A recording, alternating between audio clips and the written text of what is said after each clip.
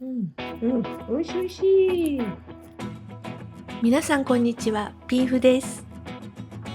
今回は久しぶりに鳥の飼育についての動画になります。皆さん、鳥のビタミン、ミネラルの補給ってどうしてますか？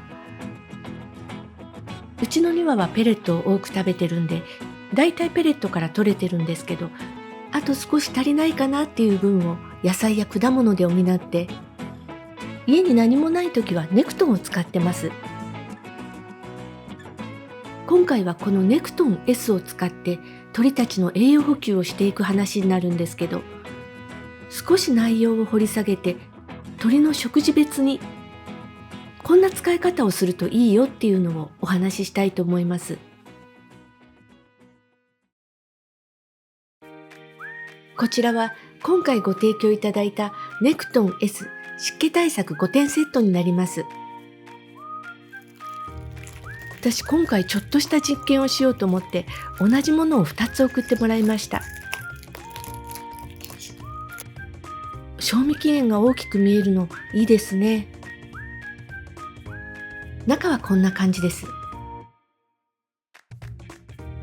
まずネクトン S、 そして乾燥剤入りの保存袋が1つ、サイズが違う計量スプーンが2つ、それプラス説明書きが2枚入ってます。1枚は乾燥剤についての説明と、もう1枚は保存袋とネクトンの使い方、それと鳥さんがうまく飲めないときはこんな風にしてみてくださいっていうことも書かれてます。親切ですね。ネクトンは鳥を飼っている人ならほとんどの人が使ったことあると思うんですけど、まだ知らない人のために簡単に説明しますね。ネクトンは鳥用のサプリメントです。種類が何種類かあるんですけど、普段使いとして使っていくのはこのネクトン S。愛鳥家さんたちがネクトンネクトンって言ってるのはこの S のことです。中は粉末でこれを飲み水に溶かして与えます。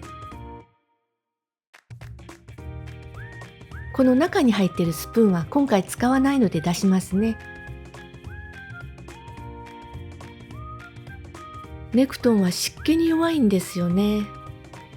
使ってるうちに中に湿気が入って小さいダマダマみたいなのができてきます。それで今回湿気対策セットということで乾燥剤入りの保存袋があるんですけど、私この保存袋が一体どれだけ効果があるのか見てみたいと思って実験をしました。実験期間は1ヶ月。今同時に開けた2つのネクトンを1つは保存袋に入れて、そしてもう1つは保存袋に入れないで毎日使っていって、1ヶ月後どれくらい違いが出るか見てみたいと思います。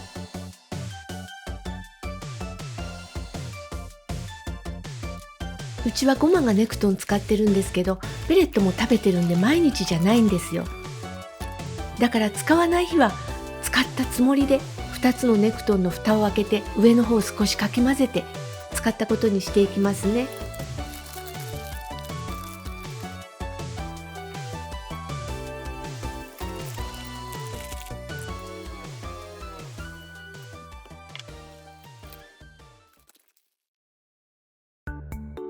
ネクトンには説明書きにあるように目安になる規定量があるんですけど、気をつけなきゃいけないのが過剰摂取なんです。ここからはこの規定量をもとに過剰摂取にならないように調整していく方法を鳥さんの食事別にお話しします。まずシード食の鳥さんの場合、獣医師の先生もシード食の鳥さんにはこのネクトンを勧めてますよね。なぜシード食の鳥さんにネクトンが必要かっていうと、シードの栄養素っていうのは主にタンパク質と脂質と糖質だけ。圧倒的にビタミン、ミネラルが足りないんです。野菜や果物をあげても毎日そんなにいろいろあげられないじゃないですか。だからサプリメントに頼るってわけです。ペレットを食べられない鳥さんでもお水は飲みますから。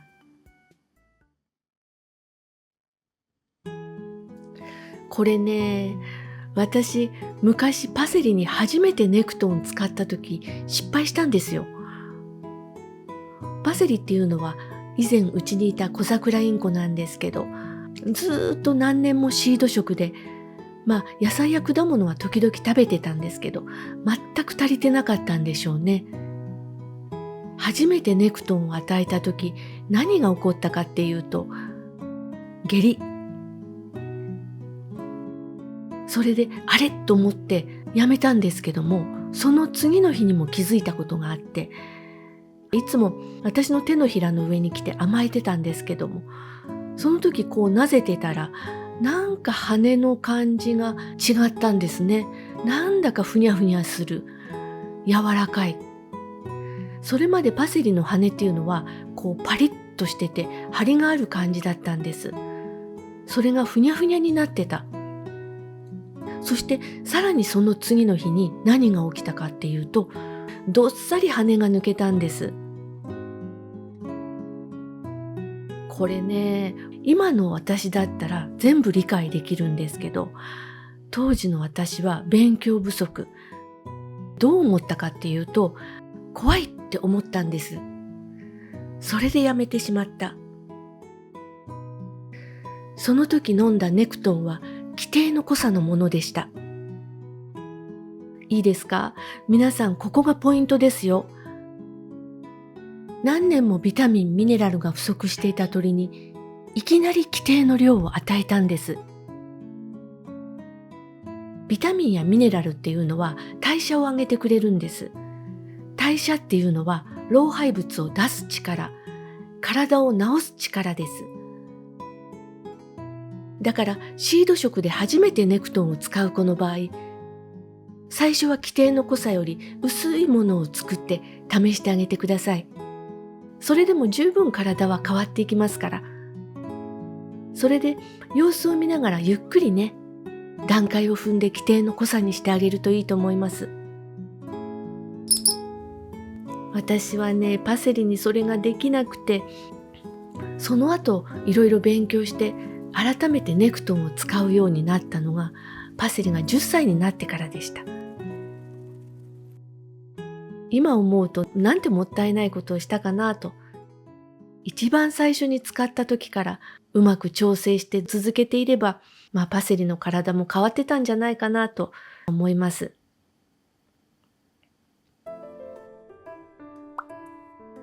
次は完全ペレット食の鳥さんの場合、シードを全く食べてないよっていう鳥さんは、ビタミン、ミネラルはもう足りているので補う必要はありません。こういう鳥さんがネクトンを飲むと過剰摂取になる恐れがあるので気をつけて、与えないようにしてください。次は気をつけたい鳥さん。気をつけるってどういうことかっていうと、無理に飲まなくていいんじゃないかなと思う鳥さんです。それはどういう鳥さんかっていうと、まず老鳥さん、それからお腹が弱いとか内臓に疾患がある鳥さん、それとお薬を飲んでる鳥さん。こういう鳥さんは無理しなくていいと思います。うちは梅がこれなんですよ。退院も少しあって、そして年齢的にペレットだけでも足りてるだろうなと思って、梅にはネクトンをあげてないんです。ただ病気の中にはビタミン、ミネラルが足りなくて起こる病気もあるので、そういう場合は飲んだ方がいいんですけど、病院にかかっている場合は先生に相談してね、慎重に判断されるといいと思います。次は混合食。ペレットとシード両方食べてる鳥さんの場合です。うちのゴマがこれです。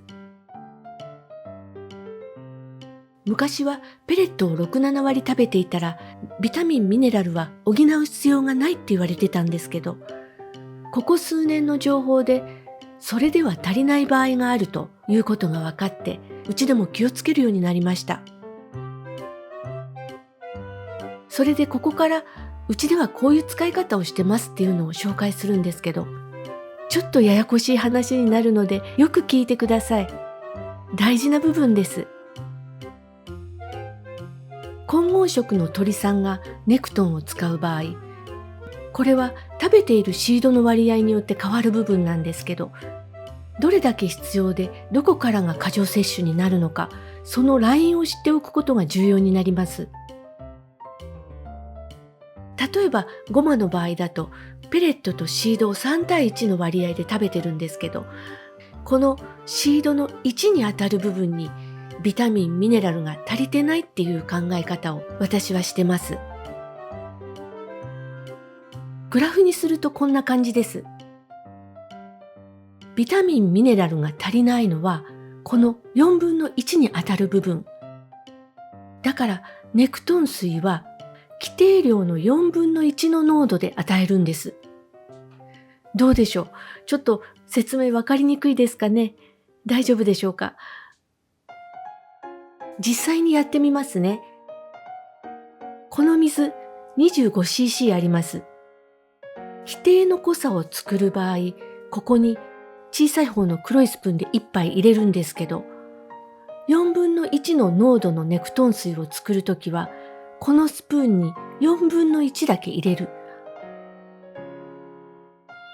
これがゴマ専用のネクトン水で、これ以上濃いものは作らない。それでこれをケージに入れるときは必ず普通のお水も入れて飲みたい方を飲んでもらう。過剰摂取にならないように保険ですね。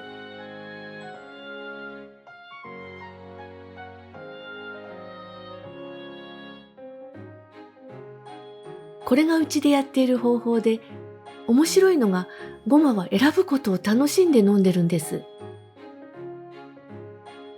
だいたいお水もネクトン水も両方飲んであります。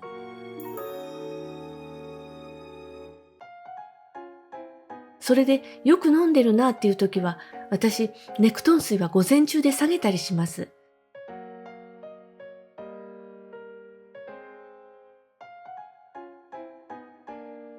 ゴマは以前羽にストレスラインがあったんですよね。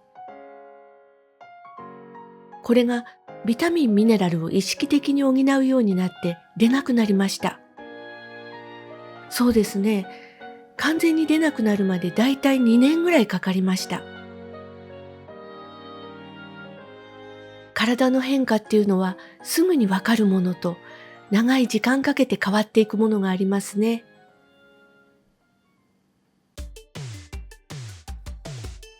はい、あれから1ヶ月経ちました。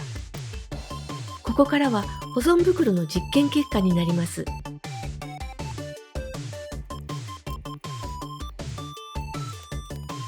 2つのネクトン、中がどうなっているか見てみましょう。まずは保存袋に入れてない方から。さあどうでしょう。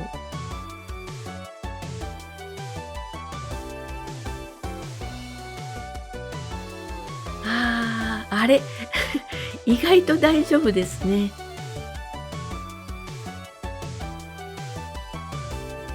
思ったほどではないです。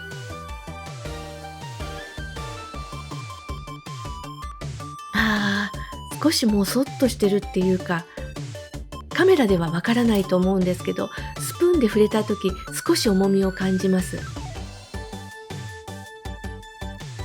次、保存袋に入れた方を見てみますね。この保存袋1ヶ月使って結構くしゃくしゃになってます。でもまだまだ使えそうな感じ。中の乾燥剤はガリッとしてます。湿気吸ってますね。では中を見ましょう。さあどうかな。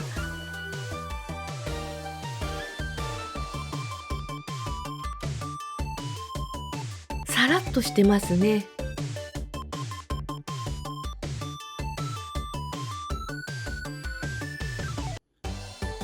わー、軽いですね。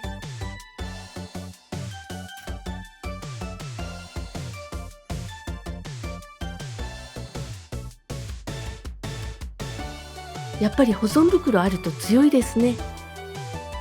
比べてみるとはっきり違いありました。以上、保存袋の実験結果でした。今回紹介しましたネクトン S 湿気対策5点セット。詳しくは概要欄に貼っておきます。